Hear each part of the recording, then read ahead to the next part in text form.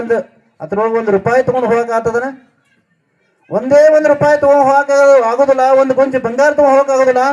ಆದ್ರೆ ನೀವು ಈಗ ಇರುವಾಗ ಏನಿದು ಭಗವಂತನ ನಾಮಸ್ಮರಣೆಯನ್ನು ಮಾಡಿ, ವ್ರತಗಳನ್ನು ಮಾಡಿ, ಭಕ್ತಿಯನ್ನು ಮಾಡಿ, ಪೂಜೆಯನ್ನು ಮಾಡಿ, ಸತ್ಸಂಗದಲ್ಲಿ ಸೇವೆಯನ್ನು ಮಾಡಿ ಪುಣ್ಯವನ್ನು ಗಳಿಸ್ತಾರಲ್ಲ, ಈ ಪುಣ್ಯ ನಿಮ್ಮ ಜನ್ಮ ಜನ್ಮಾಂತರ ಆದ್ರೂ ನಿಮ್ಮನ್ನು ಬಿಟ್ಟು ಆಗಲಂಗಿಲ್ಲ, ನಿಮ್ಮನ್ನು ಬಿಟ್ಟು ಆಗಲಂಗಿಲ್ಲ. ಒಟ್ಟಿನಲ್ಲಿ ನಮ್ಮ ಜೀವನದಲ್ಲಿ ಬಹಳ ಮಂದಿ ಮಾಡಿಕೆ ಮಾಡಿಸ್ತಾರೋ, ಗಾಳಿ ಶಕ ಅದಾವು, ಅವ್ರು ಕಾಡ್ತಾರ ಇವ್ರು ಕಾಡ್ತಾರ ಅಂತೇಳಿ ನಾವು ಭಾಳ ತಿಳ್ಕೊಂಡೇವ್ರಿ.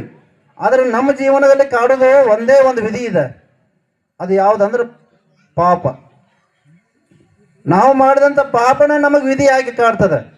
ಮತ್ತು ಇನ್ನೊಂದು ಏನಂದ್ರೆ, ಎಲ್ಲ ದೇವತೆಗಳು ಹಿಡ್ಕೊಂಡು ಎಲ್ಲರೂ ನಮ್ಮನ್ನು ಸಂರಕ್ಷಣೆ ಮಾಡ್ಬೇಕಂದ್ರೆ, ಎಲ್ಲರೂ ನಮ್ಮನ್ನು ಪ್ರೀತಿಯಿಂದ ಕಾಣಬೇಕಂದ್ರೆ, ಎಲ್ಲ ನಮಗೆ ಸುಖ ಸಂಪತ್ತುಗಳು ಸಿಗಬೇಕಂದ್ರೆ ಒಂದು ನಿಧಿ ಇದೆ. ಅದು ಯಾವುದು?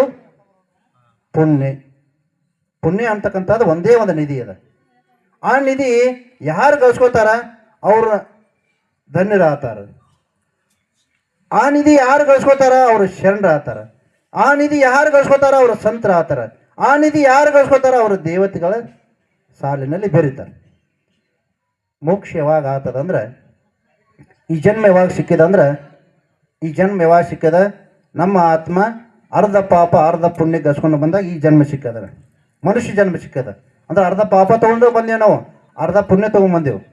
ಪಾಪ ಹೆಚ್ಚಿದ್ದಾಗ ಇನ್ನು ಕೀಳು ಜನ್ಮದಲ್ಲಿದ್ದು, ಪುಣ್ಯ ಪಾಪ ಸವಣಾದಾಗ ಈ ಜನ್ಮದಲ್ಲಿ ಬಂದೆವು. ಆದ್ರೆ ಈ ಜನ್ಮದಲ್ಲಿ ಯಾರು ಪಾಪವನ್ನು ಸಂಗ್ರಹ ಮಾಡ್ತಾರೆ ಅವರು ಮತ್ತೆ ಮರಳಿ ಏನು ಮಾಡ್ತಾರೆ ಅಂದ್ರೆ, ಕೆಳಮಟ್ಟದ ಜನ್ಮಗಳನ್ನು ನಮ್ಮ ಆತ್ಮ ಧರಿಸಕ್ಕೆ ಹೋಗ್ತದೆ, ನಮ್ಮ ಆತ್ಮ ಧರಿಸ್ತದೆ. ಆದ್ರೆ ಈ ಜನ್ಮದಲ್ಲಿ ಯಾರು ಸತ್ಕರ್ಮಗಳನ್ನು ಮಾಡಿ, ಸಜ್ಜನರ ಸಂಘವನ್ನು ಮಾಡಿ, ವ್ರತಗಳನ್ನು ಮಾಡಿ, ಭಕ್ತಿಯನ್ನು ಮಾಡಿ ಯಾರು ಪುಣ್ಯವನ್ನು ಗಳಿಸ್ತಾರ ಅವರ ಆತ್ಮ ಏನು ಮಾಡ್ತದಂದ್ರೆ, ಇಲ್ಲಿಂದ ಸ್ವರ್ಗದತ್ತ ಹೋಗ್ತದೆ. ಇಲ್ಲಿಂದ ದೇವತೆಗಳೆಲ್ಲ ಒಂದು ಶರೀರ ಇದೆ,